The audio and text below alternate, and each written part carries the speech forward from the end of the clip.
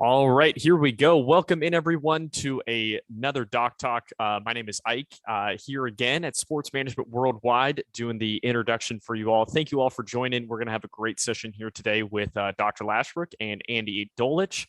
Kind of some housekeeping rules as we normally have done through all of these Doc Talks. Please do keep your microphones muted while we have Dr. Lashbrook and Andy on the screen.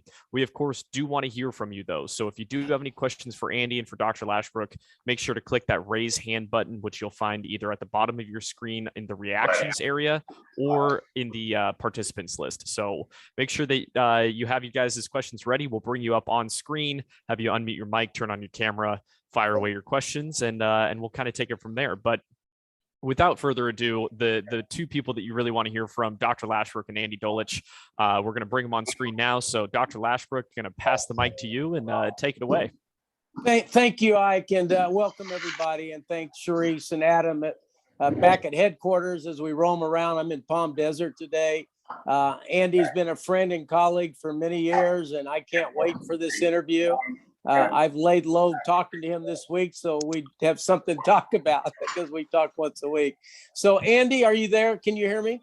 I can hear you, Lynn. I can hear some dogs in the background. I see a baseball player from the 1920s. I see people from everywhere. So wherever anybody is today, hello from Northern California, a little bit south of Palo Alto, where Stanford University sits today. It's a pleasure to be with you to talk about the always churning world of sports that we've chosen to live in.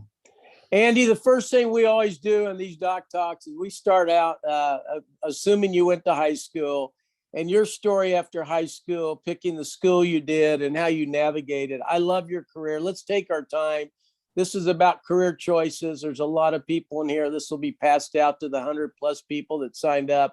But to be honest with you, and I want to get to the book and many other issues, but let's just start out with Andy Dolich growing up in DC and your story and how you ended up where you are. It's a great story.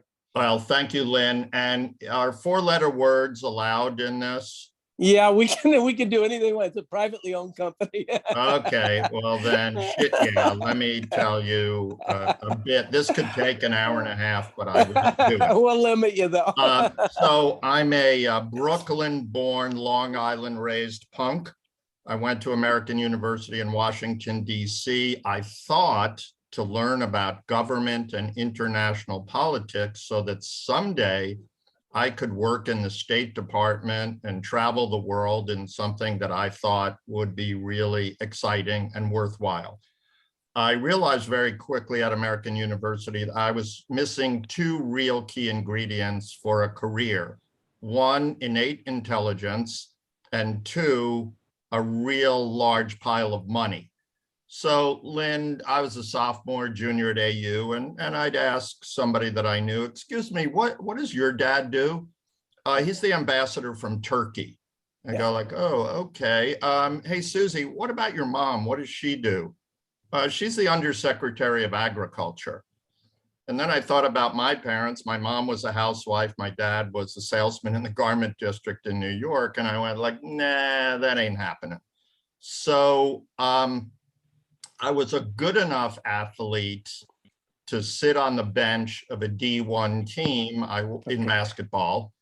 I wasn't a good enough athlete to have a scholarship.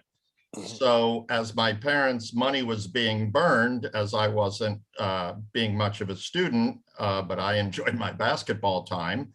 And incidentally, I averaged 1.2 points a game in my #1 season, which still, I think, is a record at American University. Anyway, I first heard of the Ohio University Sports Management Program, and very few of the people on this call were born in 1970, and probably some of their parents weren't born in 1970. Yeah. So, as Lynn knows today, and as he's created, an incredible educational opportunity for people everywhere, that was the first one. Today, right, Lynn, I think there's over 375 sport management programs on college campuses, not to define programs like yours and others around the world. Right. So I was lucky enough to get in. At that time, none of the teachers had any experience in sports. So in today's world, where Lynn has the best and brightest, and then, you know, he gets people like me, unfortunately, at holiday time when nobody else who's intelligent wants to come on. It was tough to get a job because there wasn't a sports business. There was no ESPN. Yeah. There was no digital this. Yeah. Front offices of teams might have been 10 people on the business side, as opposed to 200 today, just on the business side, or 20 in the analytics department. So very, very quickly, you got to do an internship before you get your master's. I went to the Philadelphia 76ers. I love hoop. We'll come back to that later. I won't give you a record that the Sixers set when I was there that will never be broken in the history of the NBA, which I'm very proud of. 3 years there, 2 years in the indoor box lacrosse league, the National Lacrosse League, and as Lynn knows, it still exists. So I went there. Then I went to the Washington Capitals for 2 years. Then I made the jump to the Washington Diplomats of the old North American Soccer League, which is today's precursor of MLS. Go Timbers. We'll get back to that. But at that time, soccer hadn't really gotten started, other than the Cosmos doing incredible numbers with Pele, etc. Right. And of all the jobs that I've had, that was the one that I ran both the team side and the business side for Madison Square Garden Corporation. I was the GM and EVP. Then I got what I think was my big break, the Haas family. I don't know how many of you, raise your hand if you're wearing some sort of Levi's right now. I am.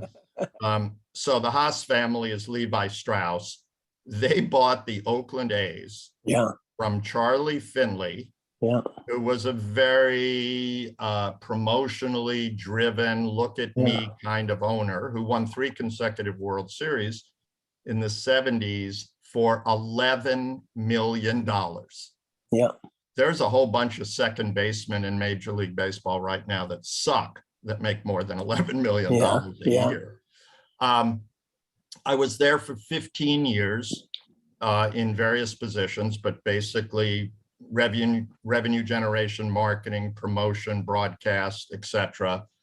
We went to the World Series 3 years in a row. We didn't win 3. We created an earthquake during 1989, first natural disaster ever created during a live sports event. Then I walked across the hall at the Oakland Coliseum and became president of the Golden State Warriors.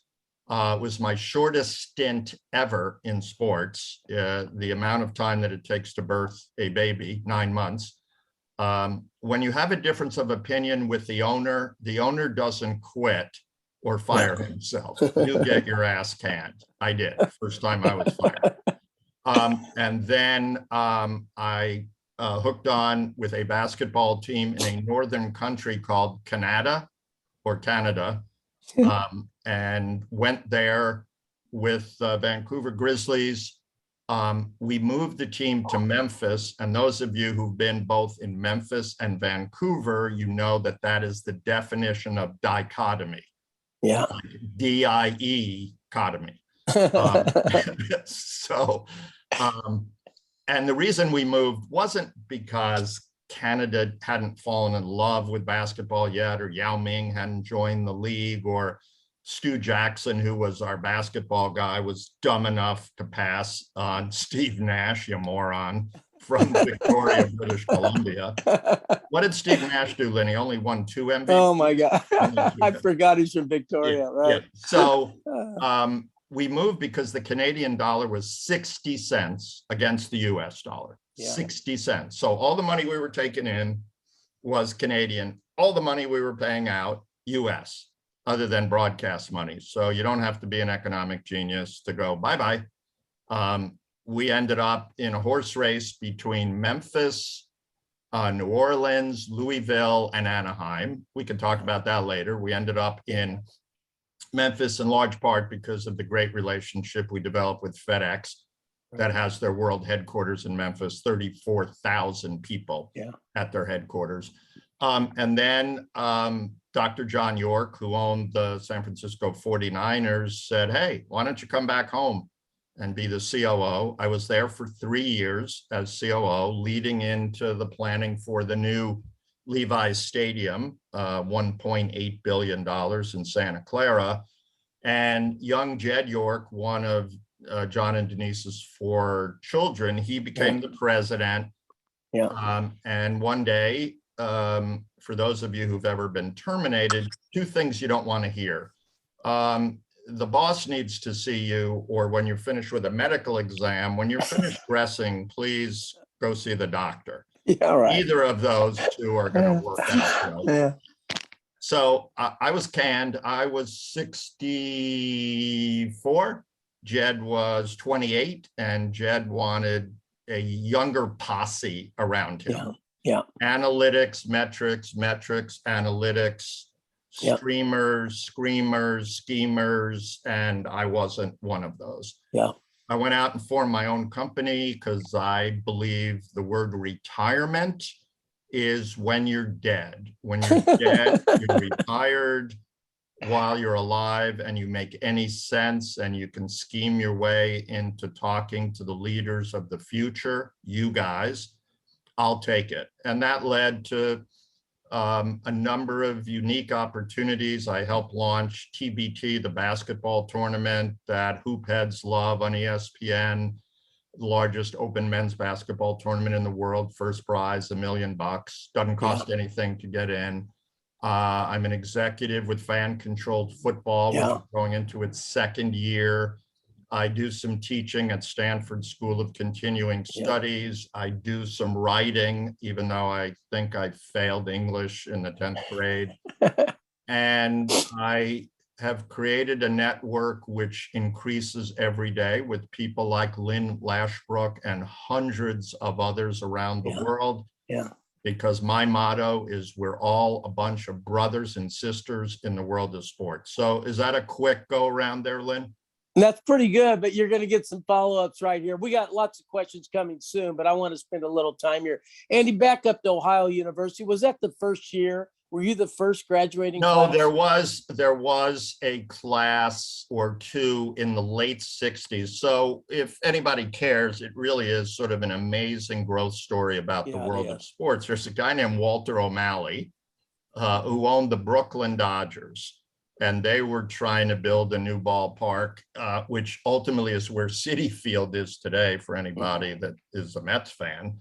And they couldn't get it done. So Walter O'Malley convinced Horace Stoneham, hey, why don't we move west? And they couldn't move 1 team, so they moved 2. But during the late 50s and early 60s, O'Malley was going to fund a full master's program at Columbia University. Holy crap. Can you imagine getting a master's in sports business at Columbia, an Ivy League school? When the Dodgers moved west, the program never got off the ground. The number 2 guy at Columbia couldn't deal with the liberalism of New York and ended up in that great cosmopolitan city of Athens, Ohio. That's a great story. And he called O'Malley up. Now they're in LA, and said, hey, our university is willing to do this. Would you help fund it? Bingo. And the first full class was the one that I was in 70, which had like 20 people in that class. And since then, I think there's close to 2,000 of us around the world.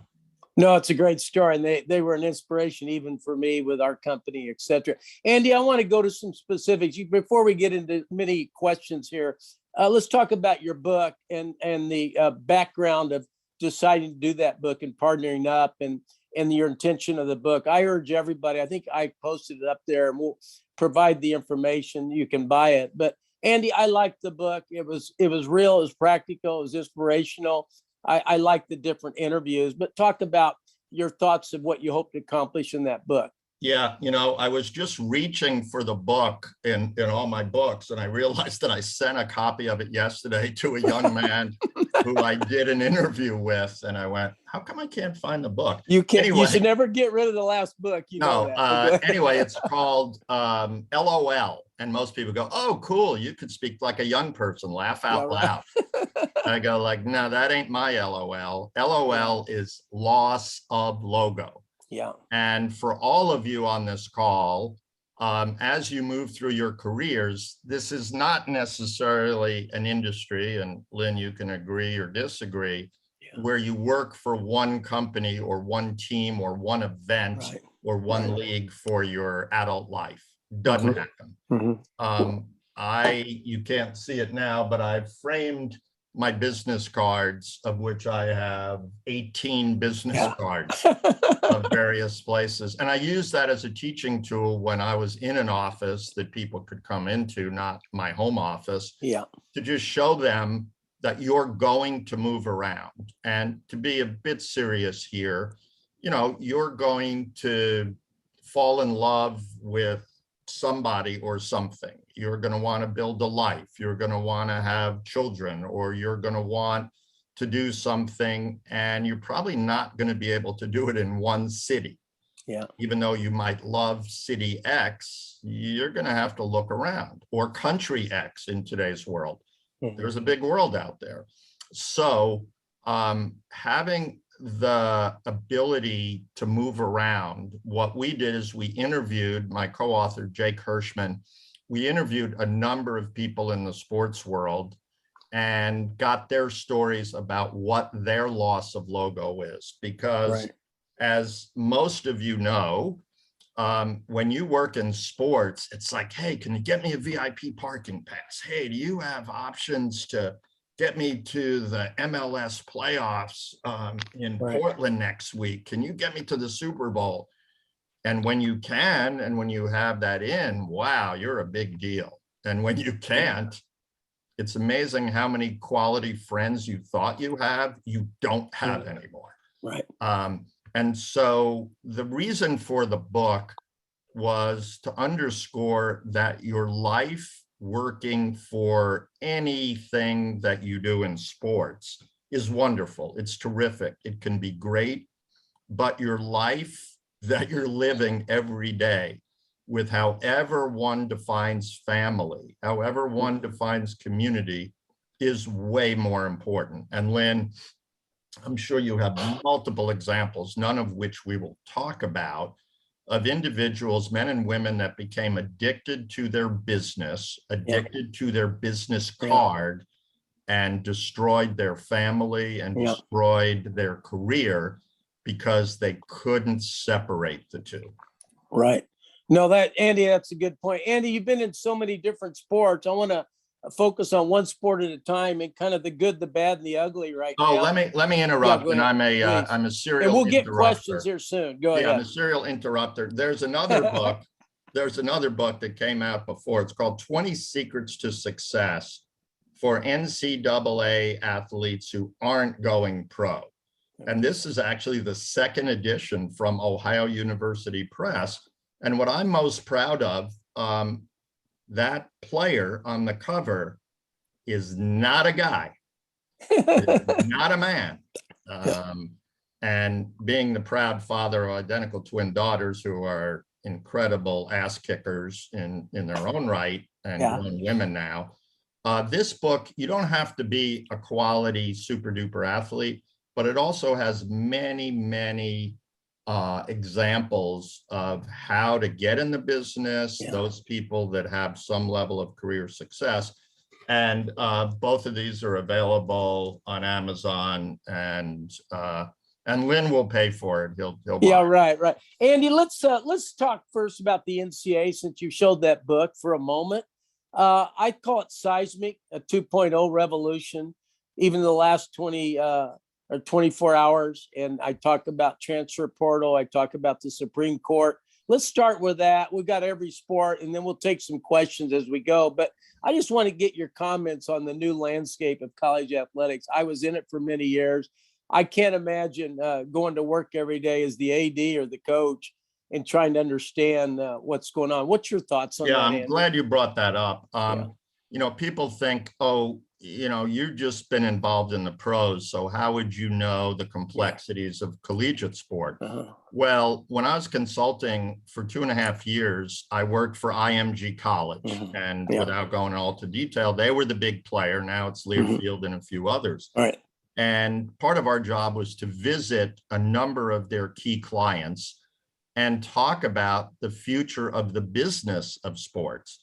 Right. And if you happen to watch the Michigan-Ohio State game or the Bama-Auburn game with 88,000 people or 110,000 people, you know what? The fluid, the color of the fluid that flows through the veins of sports, including college, it's green.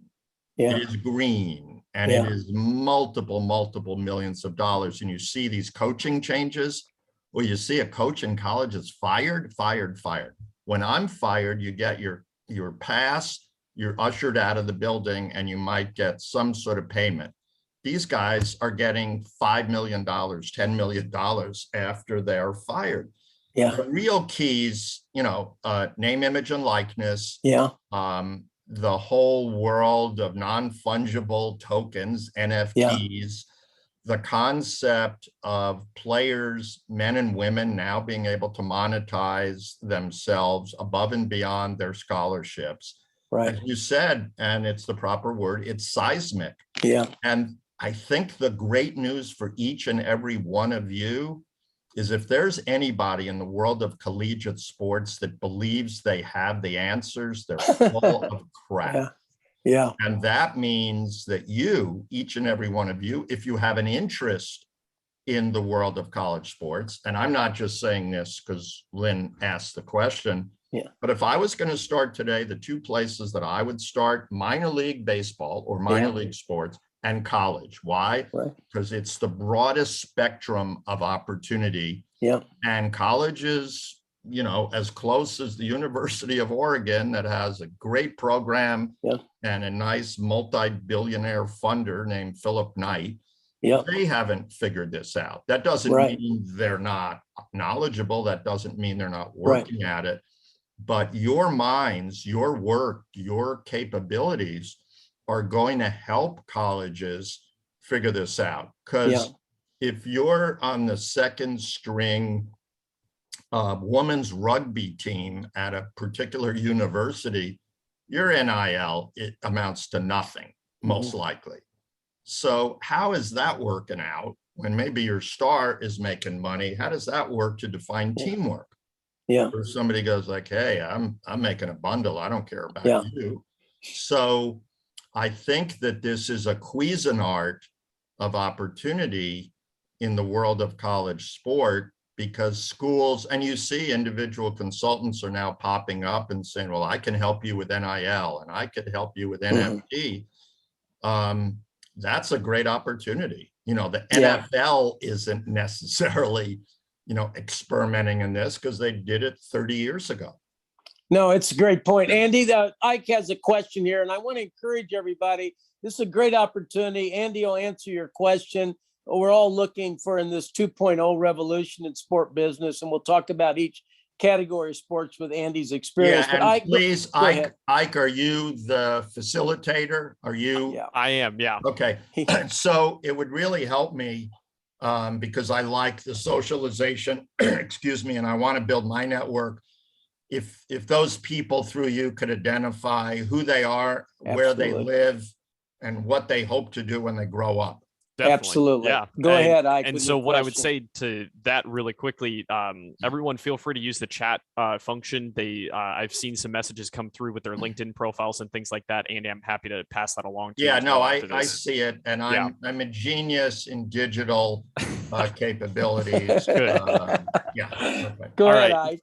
So in kind of doing some research into your background prior to this, and when Lynn mentioned that he wanted to do this doc talk, I looked into your time at all of these different sporting organizations, and you spent the most amount of time with Oakland Athletics from, I think it was like 1980 to sometime into the early 90s. It was like 13 years. And one of the things I came across was actually an old newspaper article, and they were detailing the marketing that you had done for the Oakland Athletics. And the things that really caught me were you had helped increase the season ticket holding base from 326 annual tickets to over 16,000, and attendance went from a measly 850,000 in one season to a little over or a little under, 3 million in a season. So in that sort of era of sports really exploding, ESPN was created, I think, in like 1979. And I really think that was kind of industrial revolution time for the sports industry. Can you kind of talk about what you really did with the Oakland Athletics from a marketing perspective and from a branding perspective that really helped you go from 326 season tickets to 16,000 and from 850,000 to, 3 million people in the stadium? Yeah, well, I think most people would say it was just one element, my innate brilliance and legendary capability as a marketer. Yeah. Seriously, there are three benchmarks that I look at, whether it's 1950, our time in Oakland, or today. Teamwork, leadership, and trust. Teamwork, leadership, and trust.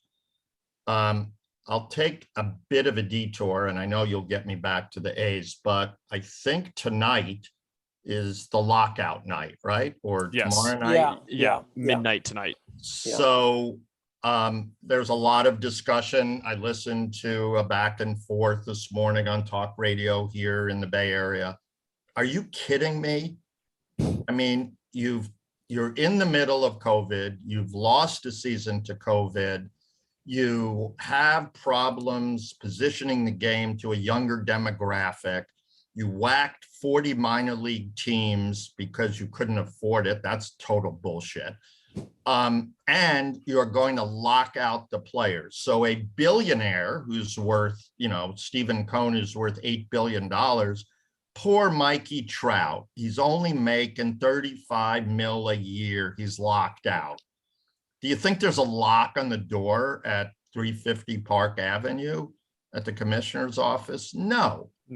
So I keep coming back. Is there teamwork, leadership, and trust in MLB now? No. Is there teamwork, leadership, and trust in the NBA now?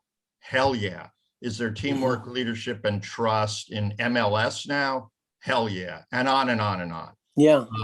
Let's look at college. Is there full teamwork, leadership, and trust in college? Hell no. Yeah. So we had the Haas family that viewed the team as a public entity, even though it was privately owned. Right. They viewed us as a museum. They viewed us as a park. They viewed us as a place that everybody could participate. They didn't go, it's our team and you can't have any of it, or we're going to charge you. They hired the best people they possibly could. I was lucky enough to be one of them. We had a great team, which always helps, our product. And when the San Francisco Giants, the Bay Area is very crowded with teams. At that time, 2 NFL football teams, 2 baseball teams, hockey was coming, colleges. The Giants were talking about our stadium sucks, meaning Candlestick Park. We got to leave. And we caught the Giants sleeping. And the A's, the later years of Charlie Finley, was to do nothing, do nothing. And it was a long way from winning 3 World Series with Reggie Jackson and Vida Blue and all these great names. So we blew the market up north to Sacramento, south to Salinas, Monterey, east to Vegas, and we knocked on doors. Ike, it was the day that you could go into any office building without having a retinal scan or your latest, or a temperature, right? Your latest vaccination card or your proctology exam. So we knocked on doors everywhere. We told them about what we were doing. And at the ballpark, the last part of this, we viewed sports as a place to have fun. Now, I take nothing away from analytics and metrics and launch angles and all the stuff that is sort of the tidal wave of sports today. It's valuable. I'm not being facetious, but if you're not having people of all ages come to the park and smiling and having a great time, and that's what baseball has lost today. Yeah. You find very few grandparents, parents, and their kids at a ball game in which they're not all looking at their freaking digital device. They got a big smile and they're enjoying the game. So we literally had teamwork, leadership, and trust. It wasn't always pretty. We learned how to argue as adults, exactly how we do things in this country today, right? No, not at all. We have difference of opinion. We created strategic business plans that we empowered. And when they weren't working, we changed them. So those years, I mean, how do you look at the A's today, even with COVID last year? I find this mind-boggling. The A's drew 700,000 last year. Now, even with the COVID protocols and all that, I understand it. Baseball had 6 teams that drew under 1 million people. That signifies danger, Will Robinson. We got a problem. Good. Ike, let's go to Don, and we'll keep the participation going. Great question, though, Ike. Thank you, Andy. Thank you. Don, welcome in with your introduction for Andy and your questions or comments. All right. Thank you, Dr. Lashbrook. Good seeing you again. It's been a while. Good afternoon, everybody. So, Andy, I have a question. Wait, introduce yourself. Oh, I'm sorry. My name's Dawn Klassen. I am involved in contract negotiations in the Washington, D.C., Northern Virginia metropolitan area. Kind of business development type background, related to land acquisition, but really want to get into negotiating or doing some sponsorship or athlete representation. Taking a class with Dr. Lashbrook.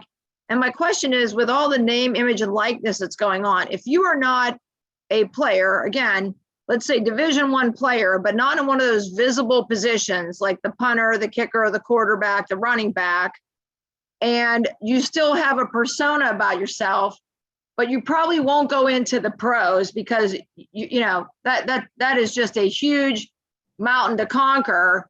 Is there something that you could still do to monopolize your position with the college team prior to graduating and going probably into private industry as just anybody else getting a job? Question, first of all, nice to meet you, Don. Do you have a mountain named after you? Isn't there a Mount Klassen? I think there's a big mountain someplace in the world. I don't know, but I'm going to look that up. Yeah, I think you should. I lived in Gaithersburg for a while. Okay. And as I'm thinking through what you just said, let's just look at George Mason, AU, other schools, Catholic University. You know, are they at the top of the chart in NIL? You know, are they going to compete with Bama and Ohio State and Stanford and others? No, but who's going to those schools with your knowledge and saying, look, you got 15 sports programs, you got 22 sports programs, men and women, you're doing pretty well, but what are you doing? What are you, the university, or you, the athletic department, doing to basically bring all those programs together and have, you know, if we're just talking NIL or marketing in general, I think that is a massive opportunity. Yeah, I do. Because I know in speaking to some of these schools, having lots of friends in different places, they are not thinking about this. And I did a talk, I don't know, a year ago at San Jose State, you know, pretty significant program. And they all were, you know, some of the athletes were saying, well, we can't, you know, we won't be able to do this, we won't be able to do that. And I'd say, excuse me, have you ever heard of the Silicon Valley? And they went, yeah, I think we're right in the middle of it. And I go, yeah, no shit, Jackson. Why don't you get your act together, whether it's creating, you know, whether it's gamification, whether it's NIL, there's so many opportunities that you could do at any school and then sell that to a large aggregator. I don't know if that answers the question, but I think there's massive opportunity. Yeah. And Andy, let me add something to that. Being an agent and also being an athletic director at one time, I got to be honest with you, I watched 2 weeks ago, Kansas 31-point underdog beat Texas. The winning 2-point conversion was a walk-on from Plainville, Kansas. Within 3 days, he was doing a TV commercial for Applebee's in Kansas. And one of my points I tell the students, everybody's a star back at their high school. And just the way coaches did clinics in the summer, an athlete, whether it's rowing or quarterback or tackle, they can at least monetize their background. And then the other thing, Andy, I want to bring up real quickly, the booster from Shadron, Nebraska, and the quarterbacks from Shadron. I'll give you a car if you go to and promote you with my dealership if you go to Nebraska. But you go to Oklahoma, I'm not doing anything. I think there's a whole new world out there we can't even get our arms around. Your thoughts on that? Oh, absolutely. And as I said, there's money everywhere. Yeah. You know, like Shadron, Yeah. what the hell's that? What's Clay Yeah. Center, Nebraska? What's Yeah. that? There's money everywhere. Yeah. Right? Yeah. You Yeah. go to somebody like, what do you do? He goes, well, I kind of own that acreage over there. How much is it? 10,000 acres. I grow soybeans and I feed, most of the world. Like, even though the person might not be looking really cool. Right. And Dawn, I would think, the whole level of diversity, as Lynn was talking, take the Museum of African American History in DC, right? Yeah. It's been open for a few years now. Their sports displays are impressive, but not a lot of people know about it. Think about the diverse athletes just and I'm talking about the DC area, what they could do in cooperation, right? It's a Smithsonian Institution funded entity. Right. I don't know that anybody's talking about that. And I've been pushed for many years that there should be an African American Sports Hall of Fame, of which there isn't, but there is sort of in that Smithsonian. So if you just think about all of the capabilities of certain locations, you don't have to be a quantum physicist to figure out where money can be made. Don, do you have a follow-up before I go to some more questions? Yeah, just really quick. Thanks, Dr. Lashbrook. So again, like you said, you don't have to be a big name player at a Big Ten school, but what would be the parlay? Should I have a friend who has a nephew in that position, and he's very shy and he's not outspoken, and not look at me, where other college athletes on his team have gotten just a couple bucks here and there for name, image, and likeness, no big deals or contracts or anything like that. And he wants to give back to the community too. Like, he's not, look at me, what can I do? I said, find a charitable organization that maybe you could use your persona. Is that another avenue that? Absolutely. I agree with that. Absolutely. Yeah. If you look at all the needs that we have, even pre-COVID, all the needs we have now in every city in the country, whether it's food, whether it's the environment, whether it's diversity, whether it's a young athlete that goes, I'm very uncomfortable in this environment. I've experienced this as a young athlete. I want to get my word out. I want to find other athletes, because if there's one, there's 1,000. Yeah. And so I think there's that opportunity, because you're doing it for good, not just, I'm the greatest running back in the history of, Oklahoma, and I'm going to get a brand new Corvette because I just ran for 1,000 yards. Like, that's all great. Who gives a crap? What are you doing to enhance your community based upon what you created as an athlete? Thank you, Don. Andy, I want to follow up with a question. Let's switch sports. Let's go to soccer. And I grew up, I hated the sport. I got my son out of it at 5 years old. Fast forward, he owns the Las Vegas Lights, the USL team. Your son works with the Timbers. I'm a season ticket holder. My first ever Thanksgiving, did I watch a soccer game beginning to finish, if I may? What a great game. But my point is, where are we in the world of soccer? I think in 2026, it is going to push a lot of traditional sports. And I think it's a challenge even for baseball. But your comments on that globalization of sports, and we'll get into some other avenues, but what's your comment of the growth of soccer in America and the Well, MLS? you can't see it too well, but up at the top above the caps, you'll see a basketball that's sort of turquoise aqua. Yeah. And right next to it, I won't get up and get it. There's two basketball. There's one basketball that I got from the NBA, and it has the countries of the globe on it. And right next to it is a soccer ball of the countries of the globe on it. There are only two sports. I mean, I won't say that there's not cricket and others, but there's two sports that are in the point of unlimited global growth: basketball and soccer. I agree. And I sort of laugh because people say to me, wow, soccer's been an overnight success. Yeah, it's only taken 53 years. It's an overnight success. Great. Yeah. Now, at the Washington Diplomats, I'm proud of the fact we average 25,000 people a game. Yeah. The Cosmos average 65,000 people a game. You look at playgrounds around this country, boys and girls, and now not just their local MLS team, but their favorite international team. Right. They're wearing those jerseys and rooting for both. So I believe that MLS, if you look at their per game average, they're way ahead of many baseball franchises. Absolutely. And I don't know what the Paulsons paid for the Timbers. It was under 10 million, right? Right. Yes, it was. What's it worth now? Several hundred million? Yes, of course. And the new MLS teams, they're in for what? 250, 350? Yeah, no, I think St. Louis was that. Yeah. Yeah. So not just because I've worked in both of them, but the world, and I see with the names, you've got a lot of students that are from around the world. They're not necessarily from the Pearl District in Portland. And that's great because that's the way the world is working.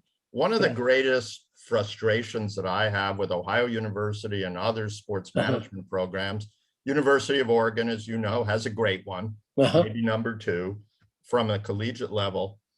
Are any of those programs mandating that you speak a second language? No. Now, if you talk to students there, if you ask an American student, how many other languages do you speak? Most of them can't even speak English. I'm being somewhat facetious. Yeah. But if you have any international students, they speak 2, 3, 4 languages. Their advantage in the world of sports growth today is absolutely unlimited. And if I was an American student, I would learn to speak Mandarin, I'd learn to speak Spanish, I'd learn to speak some other international Romance language, because the job opportunity, here's a crazy example. A few years ago when the Olympics was in Brazil, if you called up NBC and said, hey, I love sports, I love to work with you. Oh, and I also speak Portuguese. You're hired 3 minutes later. So, you think about the Olympics in China and other places it's going to be. There's so much additional opportunity. And when you look at the two global sports, I mean, good luck to the NFL. Like, we're going to play in Wembley. We're going to draw 85,000. I don't question that. But how many kids are running around the English countryside with shoulder pads and football helmets? That would be 0. Yeah. I'm still fat. We say go global or go home, and I stand by it. And we have over 163 countries of over 30,000 alum. But Andy, the go global and go home, let's talk about that. Not just what soccer and the ESPN covering European soccer, football. We've been to London more than once. I mean, they do get it. They're going to have an affinity adoption of different countries. Like Dallas would like to pay for the rights to Mexico, and Jacksonville likes the rights of London. We were in Mexico with the Niners when I was there. And people forget when the Cowboys hosted their first playoff game where they broke the record for attendance. I think it was like 113,000. Where was the record before that? It was the Niners against Arizona in Azteca, 107,000. No, the Chiefs played there a couple years ago. I think it was the Chargers. But anyhow, the NBA Africa, hear me out. What's going on globally? I think the NBA's done the best. I think the NFL's doing good. Where's baseball globally? Because look at the talent of the rosters, as you know, not just Latin America and Japan.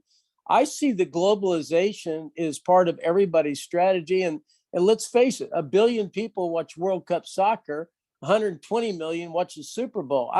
I still think it's something that is unstoppable. Your comments on that? Let me ask you a question. I see James Fahey. Is that Babe Ruth in your which player is it? James, you want to speak up? Andy would love to hear from you in the Bay Area. He's in France right now. Go ahead, James. James, who is that? Who's that in your picture on yours? Yes. Babe Ruth? That's Babe Ruth. Okay. Hi, Andy. I'm in France right now. Yeah. Oh, you're in France, but you're a Bay Area guy? I'm Bay Area. Yeah. Big A's fan in the 80s. Okay. So you know how freaking brilliant I am, right? Absolutely. Okay.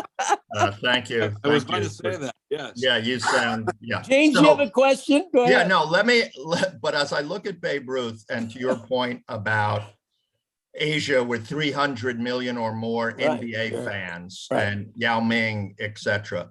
Right. But if you look at that picture of Babe Ruth, baseball had Babe Ruth. His name is Shohei Ohtani. Yeah. Did they promote him, promote him last year? No. Hell no. Yeah. They played the A's when the A's were still in the playoff hunt. And this is a large Asian population, large Japanese population in Northern California. Not one freaking ad about this incredible talent. Yeah. So, I only know Rob Manfred just a little, and I have a whole other raft, as Lynn knows, of critiques about the Oakland A's. Right. But if you're not promoting the Hispanic stars, Tatis, and et cetera, and you have this incredible athlete who's very intelligent in Shohei and all that, like, what are you getting paid to do? Yeah. You're asleep at the switch. It's just like, oh, I have Steph Curry. Why promote him in Taiwan or China? Why? Because 1.5 billion people love him. Yeah. No, Andy, it's great comment. Andy, let's go to Eric has a question. Eric, introduce yourself for Andy and go with your question or comment. Yeah, Lynn, I just have a quick question. Yeah. Do we go through dinner and then is there an after party? No. By the way, with post-COVID, we miss our beverage and our going into the draft. Except I went to Toronto, Andy. It's still no fun traveling internationally. But let's go, Eric. Go ahead. Thanks, Andy. Thanks, Dr. Lashbrook. Good to see you. Hi, Andy. My name is Eric. Nice to meet you. Nice to meet you. I'm originally from Westport, Connecticut. Yeah, and I live East Coast. Yeah. I live in Milburn, New Jersey. And I'm the I'm the scout and operations assistant for a prep school and academy in Cleveland, Ohio, called the International Sports Academy. Yep. And I want to get into the NBA through video coordinating and player development, and I want to be an assistant coach eventually. And I'm starting networking with teams right now, and I'm in the NBA GM and scouting course with Professor Workentine here at the Sports Management Worldwide. Mark Workentine. Yeah. Yes, sir. Yeah, I mean, you're in this perfect place, and there's another incredible example. Didn't have time to talk about it. But broadcasters, player personnel, GMs, like people go, hey, I want to be Billy Beane. Like, great, I want to fly without a plane, but I probably can't do it. You start out, you look at broadcasters, you look at player personnel people and all that. They're all over the place. You don't just get hired by the New York Yankees, or you don't just get hired by the LA Lakers. You work in a lot of different markets and you prove yourself And that's how you get seen. So, and if you look at, Lynn talked about college. I did some work. I don't know, Eric, if you've ever heard of Prolific Prep in Napa, California. Yeah. Prolific Prep is one of the top 3 schools in the country, producing incredible players that are going directly to the development league now. They're not even going to college. They're going, I don't need to go to college. I'm not going to be at somebody. I'm going to play Jalen Green. I'm going to play in the NBA. So that whole area of youth sports is also untapped. I happen to believe, Eric, that youth sports is broken in our country. And, the whole concept of premier sports, and you tell the 12 or 13-year-old athlete who's not great at that time, why don't you go play right field, or why don't you go home? And then 3 years later, that athlete has worked their butts off and they're better than the taller athlete at 12 or 13 who got selected because of their size. And if you look at any community around the country, you see kids that are just thrown to the pavement because they're not cool at 9 or 10 or 11. That's insane. And then you look at the whole rash of obesity that we have in our country. And how many kids at 13 or 14, boys and girls, go, I quit. This is horrible. I don't like this. No, it's a good point. Eric, do you want to follow up with Andy? Yeah. Well, I had a question about the NBA wanting to expand the amount of teams. And I've been reading a lot about different cities that they want to go into. And I just wanted to get your opinion on, if they are ready to expand, when will they expand, what cities they might be interested in. Obviously, you know more about this than I do. Just wanted to see what you thought about the whole Go expansion. ahead, Andy. I love the question. We haven't really talked I about think, they're bringing back the supersonic transport, right? Where you can get to Europe in 3.5 hours. The players, look at Europe, just Europe alone in terms of opportunity. China, Australia, other places, it's just too long. But Europe, France, Slovenia, Germany, look at what do we have? 125 international players in the NBA this year, something like that. 109. Yeah, 109. So let's figure out how, air travel works. Expanding teams, I'll be very frank. If Michael Jordan didn't own Charlotte, or if Memphis wasn't FedEx, if New Orleans wasn't New Orleans and they didn't draft Zion, where should a team be? Seattle. Seattle. Love it. And so nothing against Nashville and and other smaller cities, but I'm a big believer of what Don Garber has done in MLS. He went small to get big. Yeah. So all of those 50, 60,000 seat football stadiums, the teams were playing in front of 40,000 empty seats, even if they were averaging 20.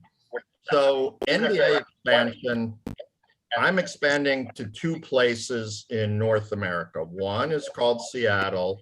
The other is called the largest city in the world, Mexico City. Other than that, I just think can you do okay? But where's the business? Where's the support? Right. Where's the corporate involvement? And the NBA is a very, very expensive proposition these days. You're not spending $25 for a ticket. You're spending $250 for a ticket. Andy, let's go to one other question. We'll take any more here in the next 6 minutes. But Andy, I got to bring up the legalization of sports betting and the transformation, the impact of it on all sports. It's been around the world. Your comments on it? We have it in Oregon, and it's very intriguing. And Here, I usually start all these talks up with unanswerable trivia questions. So I'm going to ask one. I won't take a lot of time, but if somebody has the right answer, get it to Ike or Lynn, and they will win an incredible piece of merchandise from Dr. Lashbrook. Is that a deal? So here's the question. How many billions of dollars was bet on the last Super Bowl? How many billions of dollars was bet on the last Super Bowl? If anybody thinks they have the right answer, shout it out, send it out, do anything. And you'll be the winner of an incredible piece of used merchandise. Anyway, Okay. I'd say this, for that amount of money in the billions of dollars, how much did the MVP get? Zero. How much did the owners of the two teams get from that 5 billion? Zero. How much did the NFL get from that amount of money? Zero. How much did the networks that broadcast the game get from that? Zero. So is gaming significant? Is it coming? I would say, Lynn, it's a bit like name, image, and likeness. It's there. Everybody looks at the money. They hear about that QB or the power forward that's making a zillion, or the star, women's soccer player on North Carolina. But how is the money basically cascading down to the entities that are creating the event? Yeah. So, the bettors are getting it, but it's still, I think, in the very early stages of legalized gaming. And of course, then you have the communities, right? Yeah. The state wants the feds want their cut. The state wants their cut. Yeah. The community wants their cut. Yeah. And ultimately the cartels will want their cut. So that is a complicated circumstance, which is also a way to look at careers, because there's going to be careers in legalized gaming and sports. Christian, you had your hand up. Go ahead, Christian. Does Christian want to ask a question? Or maybe he was just saying. So okay, Andy, I want to share my last and final question. In the 70s, I played esports. I played Pong on my Sears and Roebuck TV with a warning that it'll ruin your color TV. Your comments on esports, we offer a course in it. As crazy as it sounds, I think it's part of the whole ecosystem of growing the popularity in the sports. Your comments on that at our age? Absolutely. I basically, when I was being interviewed by the younger people that run and own a fan-controlled football, they said, well, tell us about your technological know-how. And I go, I'm streaming all the time. And they go like, what did you just say? I go, oh, at night, 3:15, I wake up, I go to the bathroom, I'm streaming, right then and there. And that got me hired, actually. But seriously, this puppy controls the world of sports now. Yeah. And if you're not figuring out, I used to always talk about LPCs, little pieces of cardboard, which were tickets to events. Yeah. Now it's still LPCs, little pieces of carbon that make this operate.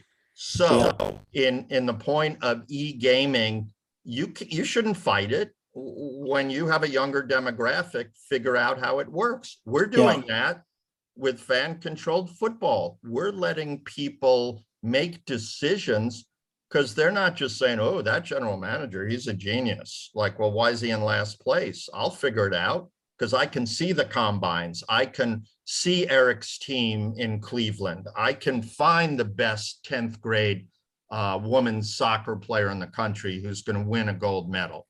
I think, again, a wonderful opportunity. And I would say to the group, we're all a band of brothers and sisters in the world of sport. And whatever I can do to help you through Dr. Lashbrook, I'm more than willing to do. Even I'll pay to get myself back on being interviewed. Well, my test run today, and we always sometimes during the day we send this out to a lot of people, and Liz says hi to you and appreciates our relationship, and we've had some fun. We'll talk sometime later about all the things coming. I think the lockout's going to be long. We already canceled Orlando, the MLB winter meetings. We're kind of fingers crossed for the NFL combine the last year in Indianapolis. But Andy, Well, I will Yeah, go say ahead. this. I love the world of sport, and I still do stuff every day. And I'm not as heartbroken as her. I'm not as heartbroken as her. So although I think she's an incredible talent, the latest album is like, oh, Adele, give me you're worth $800 million. What are you crying about? Oh, you're good. We're gonna stay. Hey, let's stay young. I'll check in with you again. I've laid low with all our stuff going on, but there's gonna be a lot to talk about. I know. Yeah, if any of you want to hook up with me on LinkedIn or anything else, feel free to do it. I'll never return your calls ever. No. You always return calls. The only one in sports that I've ever met that does that. I believe that that's what we should do as common grown adults who have human nature on the positive side. So, now people will have to explain what the unicorn variant is. And then you go like, no, it's not unicorn, you morons. So everybody be safe. Have a great holiday season. And I enjoyed the conversation. And thanks so much, Andy. Thank you. Stay in. Adam's going to come in. Thanks, Andy. Okay. Ike, thank you so much. Yeah, I pass Ike. the mic Appreciate back. it. See you guys. Okay. Thanks. Bye-bye. Great job, Andy. Ike, are you there? I am indeed, and I got Adam on screen. So Okay. Adam, take it away. I'll be back in a minute, Adam. Yes. So my name is Adam Klemick.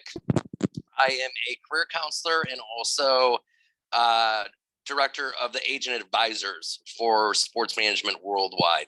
So I just kind of come in at the end to kind of go over what we all have to offer. I noticed there's a lot of alumni in here. I noticed Dawn and James and several others that were in. So basically, is what you can tell is we offer over 30 courses, all geared in different sports, depending on what area of that sport you want to work in. I talk to a lot of people, and I talk to a lot of people that are like, well, I like baseball, but I also like the Green Bay Packers, so I like football. What I always recommend is what you want to try and do is stick to one sport, like Eric's doing. You want to work in basketball, stick with basketball. If you want to be a video coordinator in basketball, look at the Synergy course as well. You'll get introduced to it in the basketball GM and scouting course that you're taking. But try and stick to one sport. And the reason why I say that, unless if it's agent side of things, we have an athlete management course that you can represent all the North American sports other than soccer. It goes over football, baseball, basketball, and hockey. But then we also have individual agent courses as well. But why I say that, but if you want to get into scouting or player development, is that every sport uses different technologies. And that's what all of our courses really come into play, is that after you take our courses, you learn about those technologies, learn how to write the scouting reports if you're interested in scouting.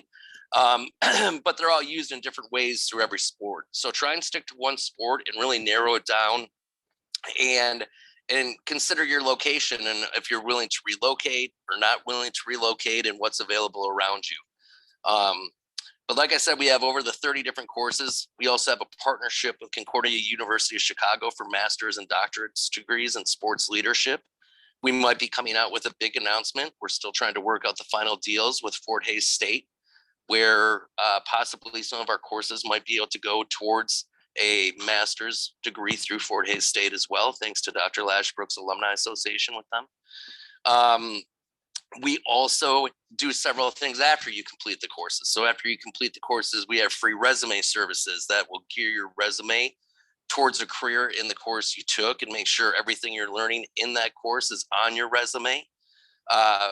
We also have letters of recommendation that will be written by either Dr. Lashbrook or the instructors of the courses. A lot of our instructors stay in contact with the students even after they're through the course. So if you don't have a LinkedIn account, I noticed several people did post it, but a lot of the instructors will give out career opportunities via LinkedIn before they go to the public as well. So those are a lot of questions I get is, what do you guys do after the course? Those are some of the few things to help you out. One of the keys, and I think the courses, is informational interviews. You do a minimum of 2. We see people that do 10, 12, 15 of these informational interviews. And at the end of the day, some of the people that they end up interviewing, they end up getting a career opportunity through, because they stay in touch with them as they're going through the course and things like that. Also right now, I'm sure if you're an alumni, you've seen all the emails. If you're an alumni, you automatically get a $300 off any future courses. If you're new to the company, through tonight at midnight Pacific time, I believe, we are offering a $200 discount to all new students. And you just type in the word cyber into the discount code area. We did it for Cyber Monday. When you're going onto the website, the applications are free of charge. So you can fill out an application. A career counselor like myself will be in touch with you the following day. Unless if it's a Friday, we'll be in touch with you on Monday. But if you go in to check out, you'll see to the right where you can enter in a discount code area, a discount code, and you just enter in the word cyber in all caps and you click apply. And before you enter in any of your payment information, it will adjust the pricing so you do receive that discount. Other than that, I think that I'm trying to keep this short because unfortunately I have to go and pick up my daughter from school here shortly. But other than that, can you think of anything I might have left out? Nope. I think that's great. I just dropped the discount code into the chat. So it is cyber, as Adam mentioned. It is in all capital letters. So make sure that you have it in all caps. $200 off, exactly as he said. It does end tonight. We've been running it all weekend for Cyber Monday and Black Friday. But yeah, and as Dr. Lashbrook did mention, but just to reiterate, unfortunately, we have had to cancel our baseball winter meetings conference as we all know.